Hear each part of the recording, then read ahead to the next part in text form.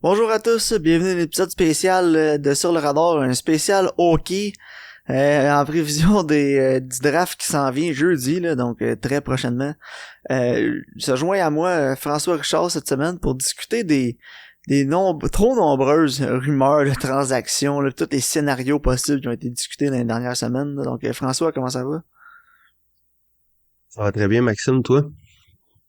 Ouais, ça va. Écoute, j'étais un peu découragé là, de l'état des médias sportifs au Québec, là, je vais être honnête avec toi. Là.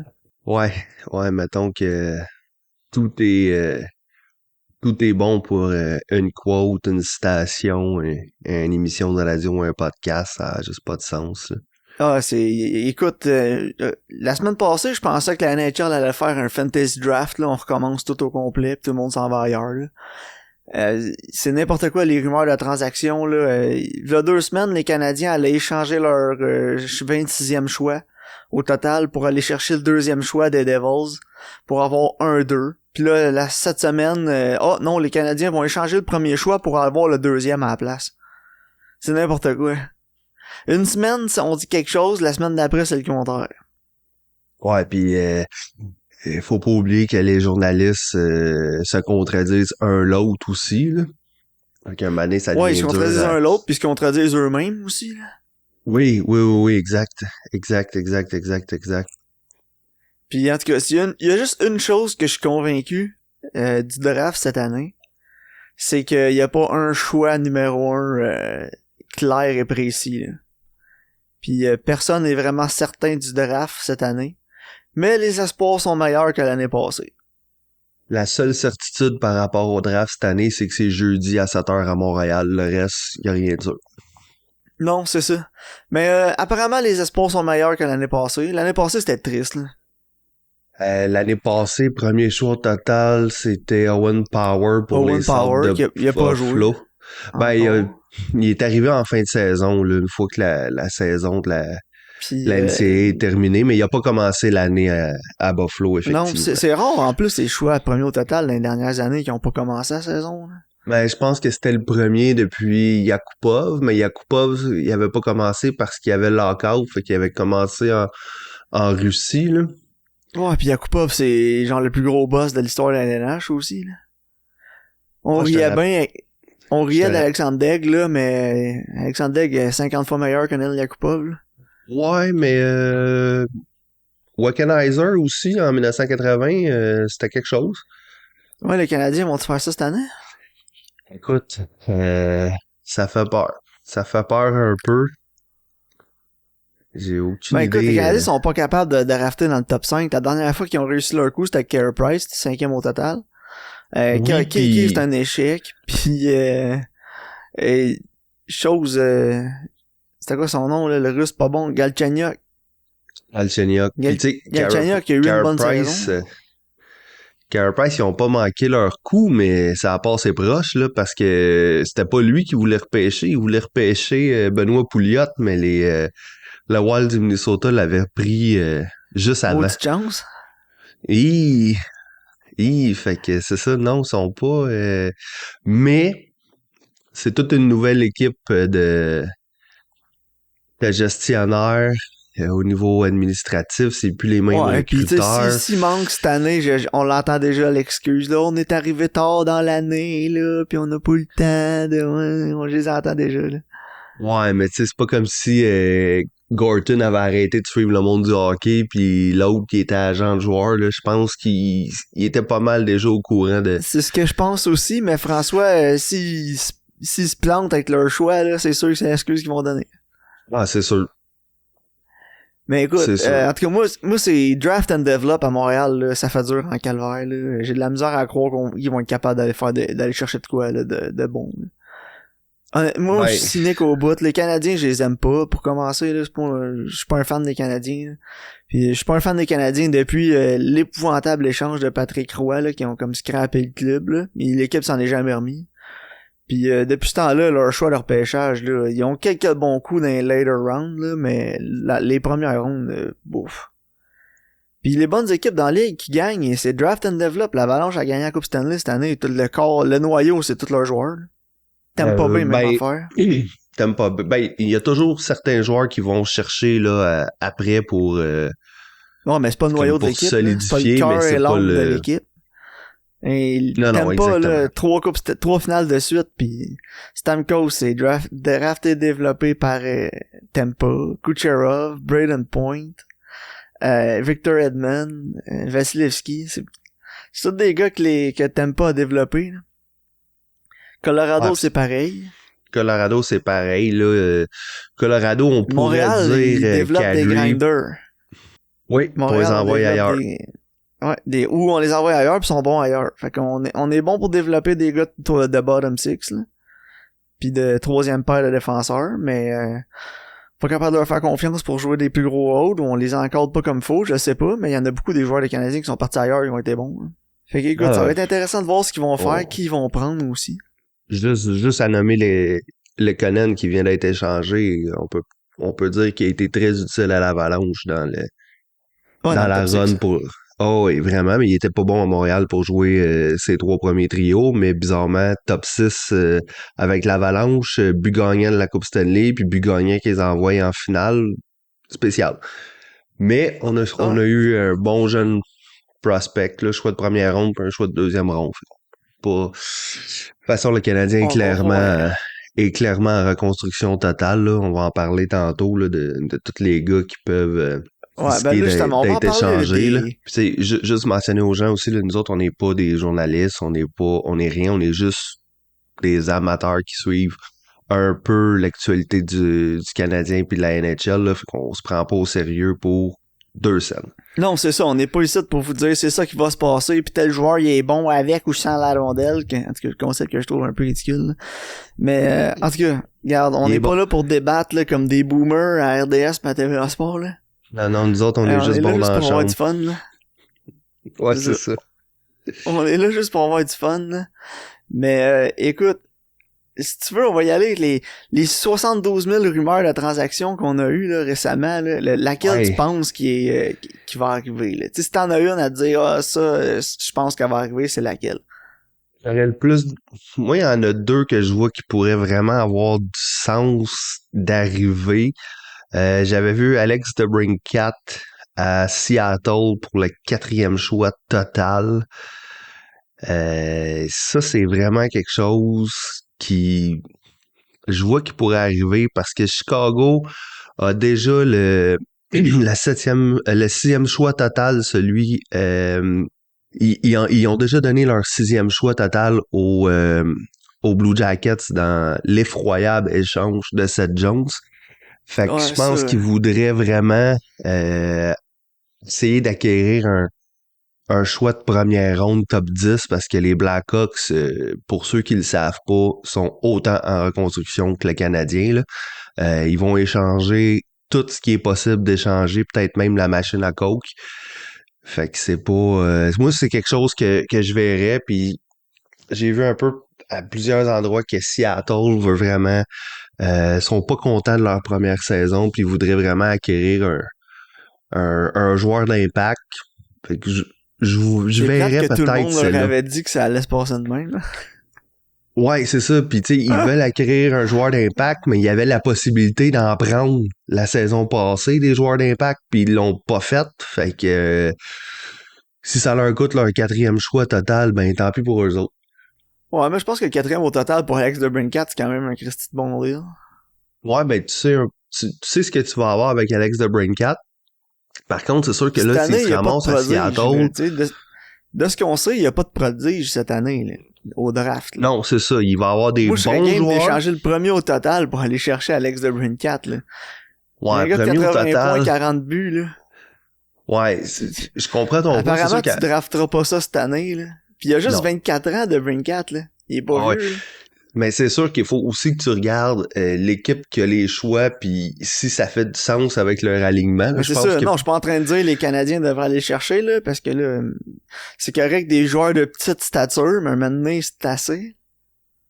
Ouais, c'est ça. C'est ça. On a déjà Caulfield là, il va éventuellement... il va falloir bâtir le village des Schtroumpfs au 10-30, là, pour l'équipe des Canadiens. C'est ça. C'est ça parce que Les je pense maisons en que champignons, c'est quoi? C'est joueurs des Canadiens. Ok. je pense que Caulfield va devenir possiblement un émule de Brincat, là, même genre de petits joueurs marqueurs qui va scorer une Ouais, le quarantaine temps de va nous le goals. Là. dire, là. On a vu le meilleur puis le pire de Caulfield l'année passée, là. Ouais, c'est ça. Dans la même saison, on a vu le meilleur et le pire. Fait que espérons qu'on va voir plus du meilleur que du pire. Mais écoute, non, moi, je pense que c'est une bonne, là. Honnêtement, j'en ai tellement vu des rumeurs. Puis, je vais être honnête avec toi, moi, je suis un cynique, là, il va rien arriver, là. Les seuls drafts qu'il va y avoir, là, ça va être des trades de picks pour des picks, là. Mettons, les Canadiens 26e vont échanger pour aller chercher, mettons, le 20e. Puis ils vont donner un shot de 3e ronde avec ça. Ça va être des trades plates, là, pas excitants de même, là. C'est tout ce qu'il va y avoir, là. Des gros trades de joueurs, à part de Brincat qu'on n'arrête pas d'entendre parler, puis honnêtement, je comprends pas pourquoi j'ai lu là, des articles sur The Athletic là, pourquoi ils veulent échanger de Brincat là, parce qu'ils disent que ça fait pas dans la nouvelle philosophie, dans la direction qu'ils veulent s'en aller pis tout. Fine, I guess. Tu vas quand même échanger un gars de 24 ans qui a compté deux fois 40 buts dans sa carrière avant. Tu sais, ça fait 5 ans qu'il est dans la ligue, il y a 2 saisons de 41 buts, une saison de 32. Une saison de 28, sa saison recrue. Puis tu veux l'échanger parce que t'es en reconstruction? En tout cas, moi je trouve que ça fait pas de sens. Là. Ouais. À la limite, échange Patrick Kane, là, il est vieillissant, il y a une équipe qui va vouloir gagner la coupe, qui va aller le chercher, puis Patrick pour Kane, moi, c'est un gars que tu bâtis un peu plus autour, là. En tout cas. Ouais, mais je pense que les Blackhawks le voient dans leur philosophie plus comme un joueur complément. Puis je pense que c'est pour ça qu'ils... Puis comme je disais tantôt, ils ont pas de choix de première ronde intéressant. Fait que je pense qu'ils vont l'utiliser pour aller chercher un choix de première ronde. Puis tu parlais de Patrick Kane. Patrick Kane, Maxime, ça va être probablement le plus gros nom qui va changer d'adresse au deadline. Là. Tu penses qu'il change? Et c'est sa dernière année de contrat. Ouais. Les Blackhawks, moi je pense pas moi je pense qu'ils vont être éliminés au début du mois de novembre. Là. Ouais, c'est ça. Fait Mais regarde, il est rendu à 33 ans, il va avoir 34 ans. Ouais, mais c'est Il y ça. en a Mais plus en arrière qu'en avant, là. ouais, mais tu sais, au deadline, Chicago qui retient 50% du salaire, il va partir puis il va probablement rapporter beaucoup au deadline, j'ai l'impression, moi, Ouais, ça se peut. que Mais en ça tout va cas, être probablement le gros nom à de Brincat, pour moi, surveiller. ça fait pas de sens. Un gars de 24 ans, 40 buts, 80 points, que tu veux échanger parce que tu rebuild. Voyons. Dans ma tête, en tout cas, c'est comme si tu disais 1 plus 1, ça fait 11. Là. Je la pogne pas, mais bon. Ouais, mais il y a Des gros, aussi mais des échanges de joueurs, là, le jour du draft, il y en aura pas. Non, De je pense qu'il joueurs va en avoir d'impact, 3-4, là. De Ben, joueurs moi- d'impact, là, de blockbuster trade, il y en aura pas. Ah, Ça va ouais, être des grinders, là, pis des gars de depth, pis ça va être ouais, ça. possiblement. Puis l'autre nom que je vois possiblement bouger là, aux alentours du draft pour les amateurs à Montréal, désolé, mais je pense vraiment que Josh Anderson va quitter le Canadien cet été. Moi, je pense qu'il reste, là. Je pense que ça fait aucun sens de l'échanger. Ben, le Canadien est pris au cap, il y a de Il la est grand, valeur. il est gros, il patine vite, il est fort, il a un petit bon shot. Ouais, C'est mais ton il y a seul déjà, joueur avec, il y a avec déjà Suzuki, c'est 28 ton ans, seul Maxime, attaquant. puis je pense que Kent Hughes veut pas faire la même erreur. Ouais, mais avec Suzuki, c'est ton seul joueur prouvé dans la ligue. Là. Caulfield, là, tu sais pas l'année prochaine comment ça va aller. Ça a bien fini l'année passée, ça va-tu repartir comme l'année passée? Ça va-tu repartir comme en début de saison, en fin de saison? Tu le sais pas. T'as Il est pas absolument encore prouvé raison. dans la ligue.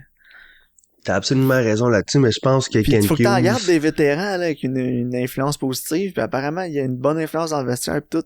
Moi je le garderais là. Je trouve que ça fait pas de sens d'échanger Josh Anderson. Je te dis pas que ça fait du sens, je te dis juste que je serais pas surpris de le voir partir. Il a 28 ans, puis je pense que le spectre Brendan Gallagher fait bien peur aux Canadiens dans le cas de Josh Anderson, parce qu'il reste encore 5 ans à son contrat. Ouais, tu parles de quelqu'un Puis, qui devrait partir là, Brendan ouais, Gallagher là. ouais, mais Maxime, Brendan Gallagher, personne va en vouloir, là. Même si tu Je donnerais, je sais. pense, le premier choix total, personne va vouloir Rachète-les. prendre le contrat, là. Ouais, mais pour l'instant, Tu le vas être dans Canadien, le cap hell si tu le rachètes là. c'est ça, tu vas être plus dans la marde que d'autres choses. Puis le Canadien sera pas bon, puis ils auront pas besoin de signer des gars avant encore 3 ans. Fait que tu vas le toffer encore 3 ans, il va rester 2 ans à son contrat, puis là, rendu là, tu payeras un choix pour t'en débarrasser ou tu le rachèteras, ça va Ouais, faire t'appellerais moins mal, Coyote, là. là. Les Coyotes vont le prendre. Ouais, c'est ça, les Coyotes. D'après Les moi, Coyotes, ils peuvent le prendre cette année, là. Ils perdent pas Phil Kessel, là. Oui, Phil Castle va tomber joueur Ça pourrait autonome. être leur nouveau Kessel, Gallagher. Ah, ça Il faut qu'ils pourrait, atteignent mais... le plancher, eux autres, là. C'est un combat chaque année, là.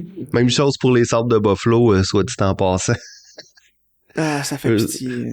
eux autres aussi vont avoir besoin d'atteindre le Mais non, plancher moi, honnêtement, salarial. des échanges de joueurs d'impact, il n'y en aura pas, là. Ben, c'est ça, comme je te dis, ça va être des joueurs... Peut-être, le seul cet été que je verrais, là, peut-être, là, c'est Panarin, là, parce qu'apparemment, Chris Drury est allé pisser dans ses céréales, là. Ouais, Puis, Drury, honnêtement, là, il y a tellement une petite problème d'attitude, ce gars-là, là. Caliste, mais ça n'a pas de il y sens. en Il se avait... pognait avec tout le monde, avec les Rangers, il se pognait avec tout le monde. Ouais, il y en avait une quand il jouait, fait que c'est plus ou moins surprenant, là, que, Ah, qu'il il y a en ait l'air de se encore prendre plus une, là. gros que la place, là. Ouais, Apparemment, exactement. il emmène large en crise, avec les Rangers, puis avant longtemps, ça va être un problème pour eux autres, là. Moi, je pense que oui, parce que, tu sais, Parce Chris Drury qu'aujourd'hui, aussi, aujourd'hui, c'est Panarin, c'était qui demain, aussi qui s'était pogné avec? ça va être Zibanejad demain, puis après ça va être Ouais, puis après Kreider, ça, puis ça va après être ça va être Adam Fox. Fox. Ben, c'est ça, là. Maintenant, c'est que... En tout cas, Oui, Chris, t'es plus sur mais, la glace, là. non, c'est ça, mais par contre, moi, je vais quand même dire un merci spécial à Chris Drury, parce que grâce à lui, Jeff Gorton est à Montréal pour chapeauter tout ce qui est développement et draft chez le Canadien, fait que Non, merci apparemment, ils ont bien Chris. fait ça, les Rangers. Ils ont Ben, tu su à leur regardes saison passée. c'est sûr, par contre, que les Rangers, là, on va se dire la vérité, là, ils ont l'emplacement de choix, là, à peu près tout le monde veut aller là, là. Fait que, tu sais, c'est Ben, ils sûr que ont quand aussi un Adam Fox qui leur est tombé dans les mains, là. ah, c'est ça, je m'en allais dire. C'est sûr que quand un joueur autonome de 19 ans comme Adam Fox dit, moi, c'est avec les Rangers que je veux jouer ou personne, ben, ça l'accélère un petit peu ton développement, là. Puis même chose pour Panarin, là. Lui, c'était les Rangers ou rien. Fait que c'est sûr que, Ah, c'est ça, finalement, comme ils je vont peut-être dis. se ramasser à Long Island. Ouais, c'est ça. Fait que c'est ça, comme je disais, c'était un peu, Mais les Highlanders, justement, avant qu'on se fasse des petites prédictions de draft, là, ouais. Johnny Gaudreau, là, moi, je suis convaincu qu'il retournera pas à Calgary, là. Ah, moi, je suis persuadé qu'il retourne pas à Calgary. Moi, j'ai vu 3 équipes Moi, je suis quasiment à de 80% destination sûr qu'il possibles pour... ça va avec les Highlanders. Oui. Lui, ben Lamoriello, là, il ouais, va lui donner les clés de la maison, du chalet, il y du avait les loft, tout. Highlanders, effectivement. Faut pas négliger les Devils du New Jersey, qui est son hometown. Ouais, Ça mais serait... ça a l'air du quoi le cap des Devils, là? Parce que juste vite de même, là, ils vont avoir Jack Hughes à Ben, signer. il est signé Jack Hughes. Il est signé déjà, puis là, ils vont Ouais, il est avoir... signé. ils ont Dougie Hamilton, le coach en 9.5. Ouais, mais le salaire d'un Piquet Souban de 9 millions disparaît cette année, donc Ah, je fait qu'il y pense aurait qu'il... 9 millions à donner, mais il va commander 10 facile, là. Il a fini deuxième scorer l'année passée dans la ligue. Ouais, T'sais, mais je il va pense aller chercher la que... même affaire que Tavares, là. Il va aller chercher 12, là. Je peux pas croire. Marner, Tavares, ça va être dans ce coin-là, là. Matthews.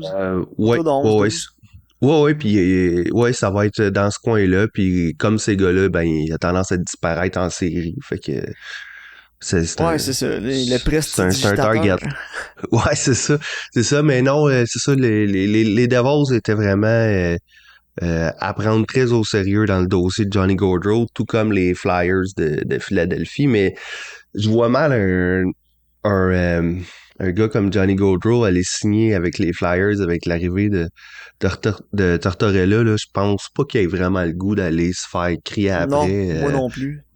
Quand t'as le choix dans la vie, je pense que ça serait pas mon choix numéro 1 d'aller jouer pour Moi, Tortorella. j'irais jouer pour Tortorella. C'est un gars qui a gagné. C'est un gars qui était là avant, qui sait comment gagner aussi. Ne pas oublier qu'il a sorti Lightning de Tampa Bay en 4, là, avec une équipe de Oui, plombiers, avec une équipe de plombiers, là. oui, absolument. Mais tu sais, la ville de Philadelphie sont durs. Les partisans, s'il y en a qui trouvent que Ouais. ceux de Montréal ou Toronto sont durs, Philadelphie sont quelque chose. Fait qu'un gars de 10 millions comme ça avec les. Moi, ça 12. serait peut-être pas mon. Ouais, ça serait peut-être pas mon choix numéro 1, les Flyers, là. La ville Mais de l'amour fraternel, François. Ouais, c'est ça, mais salut le Père Noël, mais ouais, c'est ça. Il lance des bières au Père Noël. Ouais, c'est ça. Fait que non, mais c'est ça, Johnny Gaudreau, à suivre, intéressant. On en reparlera un peu plus tard aussi des autres gars joueurs autonomes, Ouais, là, on va se si faire un ça te autre tente, épisode là. spécial là, avant le 13. Là. Ouais, pas de problème. Si tu veux, on peut parler un peu du draft. Ouais, c'est ça, la question, François, là, la question sur les lèvres de tout le monde. Est-ce que le Canadien prend Shane Wright numéro 1? Ou en fait, qui le Canadien choisit en premier au total? Ben, écoute, moi, mon opinion, ce n'est que mon opinion. Le Canadien se doit de prendre Shane Wright. Le Canadien n'a pas eu de joueur de centre de premier plan, même de deuxième plan, depuis Vincent D'Anfous. Ah, ils ont pas Suzuki, là? Euh, oui, mais tu sais, Maxime, d'avoir un, c'est bien. Si tu peux en avoir deux, je pense que c'est encore mieux. Parce que tu sais, si tu regardes une chose aussi au niveau des équipes qui ont gagné la Coupe Stanley dans les dernières années, ils ont toujours eu deux joueurs de centre euh, de premier plan. Tu sais, si tu regardes juste l'Avalanche qui vient de gagner avec Nathan McKinnon, Nazem Kadri, l'autre côté, t'avais Braden Point avec Steven Stamkos. Tu peux pas... Ça te prend au moins deux bons joueurs de centre. Puis moi, je pense que... Tu sais, oui, Shane Wright, là, peut-être il a moins produit que prévu, mais il a pas joué pendant une année complète dans son développement. Fait que moi, je pense qu'il est quand même le gars le plus euh, intéressant à repêcher. Moi, je pense que Shane Wright, c'est peut-être le gars que son plancher est le plus élevé.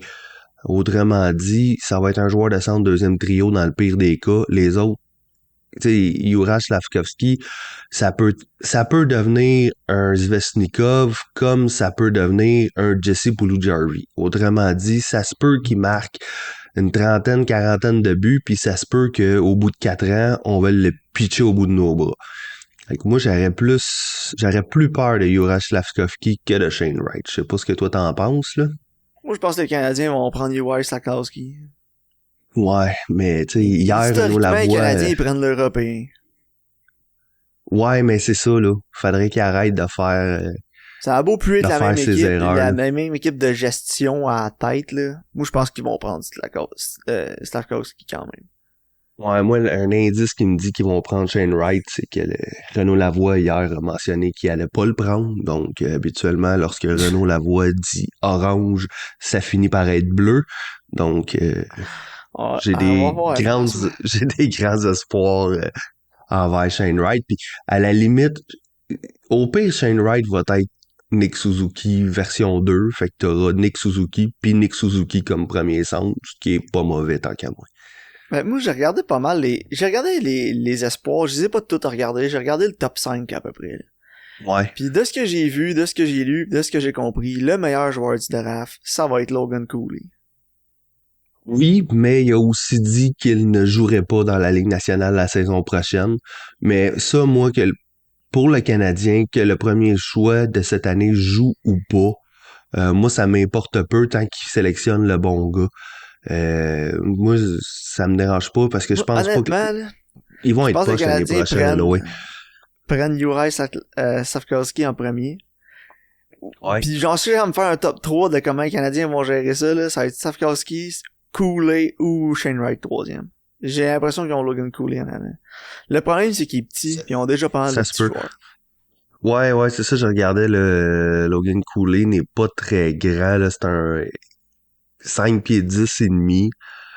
Shane Wright il est à 6 pieds, euh, ils disent, et un demi-pouce. Et c'est sûr C'est que ça. par Mais contre, Shane Wright, c'est un Juraj plus gros Slavkovski, frame. c'est un Là, monstre, là. Ouais, c'est ça. Ouais, c'est 6 pieds 200 livres, mais Juraj, c'est 6 pieds Mais 4, en tout cas, 230 livres, là. en tout cas, moi, Ouais. premier Canadien, Juraj Slafkovsky, toi, Shane Wright. Deuxième, les Devils. C'est Slavkovski, c'est sûr, pour moi, s'il est disponible au niveau des Devils. Les Devils ont déjà 3 joueurs de centre en ce moment là avec Jack Hughes, Nico Hischier puis Pavel Zacha. Là, je pense qu'ils ont pas besoin d'un autre centre. Ils iraient vraiment avec Juraj Slafkovský. Si jamais le Canadien prend Juraj Slafkovský, ça pourrait être le défenseur David Jiricek qui sortirait pour les Devils pour moi. Ouais. Moi je pense que ça va être les Devils avec la Slafkovský en premier. Je pense que les Devils vont y aller avec Jiricek en deuxième. En deuxième. Ouais, ça ferait plus de sens parce qu'ils ont pas beaucoup de depth là, en défensive. Là. Surtout là, ils vont perdre Subban en plus. C'est pas une trop grosse perte là, de la façon qu'ils jouent dernièrement, là, mais c'est comme un défenseur top 4 encore. Là. Ben, top 4. Un gars capable de faire de quoi sur le powerplay maintenant. Ouais, top 4 dans une équipe faible défensivement. Là. Fait que oui, avec les Devils, effectivement, il était top 4, là. C'est sûr. Troisième, les Coyotes. Les Coyotes, ben là, c'est sûr que je pense que les Coyotes vont y aller avec Logan Cooley s'il est toujours disponible. Là, ça semble être le choix. Ça semble être le gars unanime à un rang de sélection. Ça semble être Logan Cooley numéro 3. Moi, je vais dire... Ah ouais, Logan Cooley, moi, je vais dire Juraj non, c'est mon numéro 1. Je vais dire Shane Wright, troisième. Shane Wright, troisième, ouais, parce que toi, tu mettais Juraj 1 puis Jiricek 2 avec les Devils, donc ça tomberait à, parce que Shane Wright. Shane Wright, ça fait pas de sens là, pour les Devils, ils ont pas besoin d'un centre. Là. Non, ben c'est ça, comme on disait, là, ils ont déjà Jack Hughes puis Nico Hischier, là, puis c'est deux joueurs de centre qui vont payer plus de 7 millions chaque, là, fait que tu vas pas en chercher un autre, là. Ben non, surtout qu'il ressemble un peu à ces joueurs de centre, là, en plus, là. Ouais, c'est ça. Numéro 4, moi, le Kraken prendrait Logan Cooley. Ben, le Kraken, ça pourrait être Chicago aussi, là, comme on en discutait tantôt, ouais. Là. Mais mettons que en ce moment, c'est le Kraken, là, ça va rester de même. Là. Ouais, moi, ça serait, de ce que je voyais, de ce que j'entendais, ça serait le choix du Kraken, ce serait le défenseur Simon Nemec. OK. Moi, Logan Cooley, comme je viens de dire. Ouais. Cinquième, les Flyers. Les Flyers, cinquième choix. Moi, je pense qu'il va y aller Cutter Gauthier. Ouais, ça semble être un choix intéressant, surtout que c'est un gars qui est gros, qui est physique. Il est grand, il est gros, il va remplacer Claude Giroux. Ouais, c'est le genre de gars qui fit dans l'esprit des Flyers, là. C'est un Flyers, là, dans l'ombre, là. En tout cas, on va voir, François, jeudi 7h. Ouais, jeudi 7h. Ça peut bouger, là, tu sais, il y a des gars, là, qui peuvent se faufiler top 5, là. On entend parler de Jonathan Leterimaki qui pourrait monter, Mathieu Savoie, mais Mathieu Savoie, moi, j'ai l'impression qu'il s'il y en a un qui peut me surprendre, je m'en allais te poser la question, le gars qui va te surprendre, qui tu penses qu'il va être pris plus tôt dans le draft que supposé? Je pense que Mathieu Savoie, Mathieu Savoie a des chances de sortir dans le top 10, là, top 8 même, là, 5, peut-être. Mathieu Savoie, c'est le genre de gars qui soit, là, selon le mock draft de Bob McKenzie, qui est classé 9e, mais il peut aussi sortir top 5 comme il peut sortir autour de 15. C'est le genre de gars, un peu comme Cole Caulfield, quand c'est fait repêcher, qui a glissé au 15e rang, puis le Canadien a pu l'avoir. C'est un gars qui est petit. Fait qu'il y a peut-être des équipes qui vont en avoir peur parce qu'il est petit, qui ne voudront pas le prendre.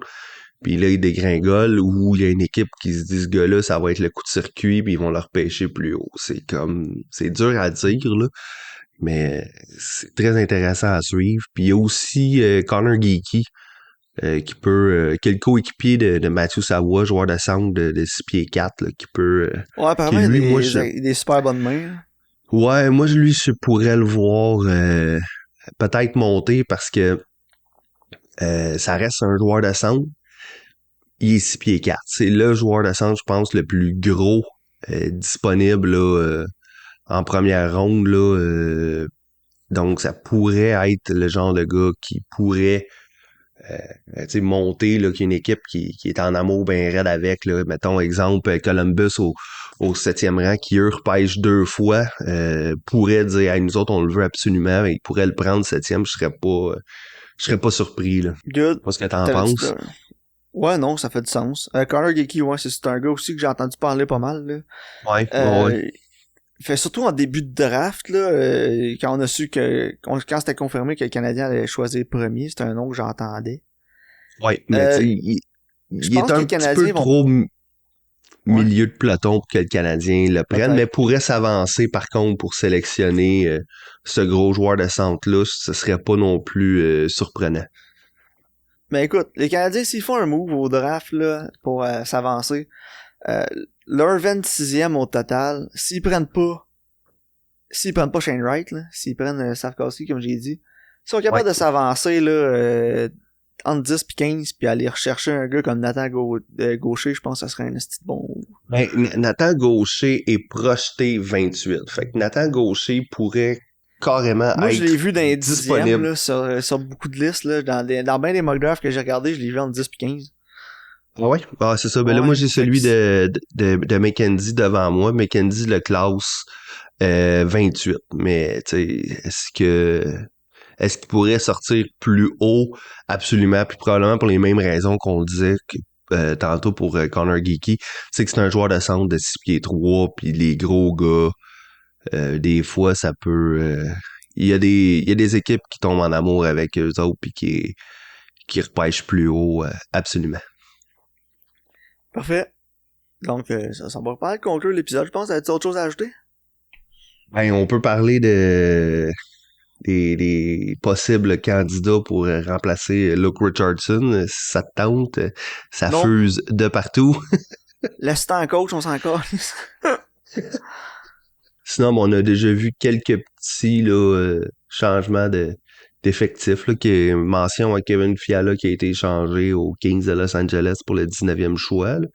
Quand même un échange intéressant. Là. Ah, je pense que c'est pas pire pour les deux bords. Là.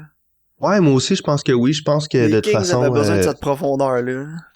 Ouais, ben c'est ça, les Kings ont pas de... Je pense qu'il y avait pas vraiment de bon ailier productif. Là, ils en ont un en Kevin Fiala. Minnesota, dans le meilleur des mondes, il l'a regardé, mais...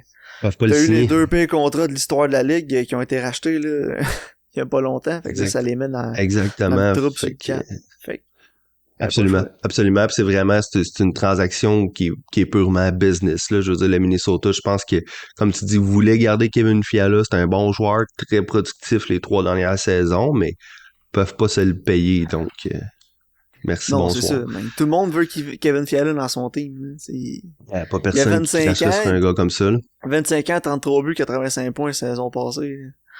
40 points en 50 games la saison d'avant, puis c'était quoi, 50, 54, 55 en 64 games l'autre fait qu'écoute. Ouais, exactement, c'est ça, c'est pas une saison qui sort qui sort un peu random là. Il était bon. Ouais, exactement, puis il a juste continué de progresser au niveau une fois rendu au Minnesota. C'est un peu comme les Canadiens de l'Ouest là. Ils ont de la misère à avoir des joueurs qui produisent beaucoup de points. Là. C'est un système de jeu là, plus que d'autres choses qui fait le succès de l'équipe. Là. Ouais, exactement. Puis c'est aussi, pas des grosses vedettes offensives. Là. Justement, on en parlera. On se fera un autre petit épisode. On parlera de ça. On va parler aussi de Philip Forsberg. Je suis vraiment intrigué de exact. Ouais, Philip Forsberg. Vite de même, le spoiler pour le prochain épisode. Je pense pas que moi non plus, je pense pas. Je pense pas, non, effectivement. Puis sinon, ben Ryan McDonough a été échangé contre absolument rien cette semaine. Là. Non, ben c'est ça, je voyais, là, c'était soit qu'il a été échangé ou qu'il passait au balotage pour un rachat de contrat, mais je pense que pour le Lightning, c'était préférable de rien recevoir en retour que d'avoir du dead money. Non, puis on l'a vu, là, j'ai écouté tous les matchs du Lightning en série, puis c'était pas bon, là. Ryan McDonough, chaque fois qu'il était sur la glace, c'était des problèmes en défensive ou des punitions stupides, là. Ouais, mais c'est clairement un défenseur qui est rendu sur la pente descendante, mettons, là. Ouais, exactement. Ça vient à pique un peu mal. Mais il y a eu une belle carrière. Ouais, mais c'est un défenseur, ça je m'en ai dit, c'est un défenseur un peu de l'ancienne génération, là. C'est pas le gars le plus c'est un défenseur qui a joué à Montréal à la place de Scott Gomez. On va se laisser là-dessus. Tout le monde aurait dû jouer à Montréal à la place de Scott Gomez, Maxime. Bon, on s'en reparlera de plus de hockey au prochain épisode.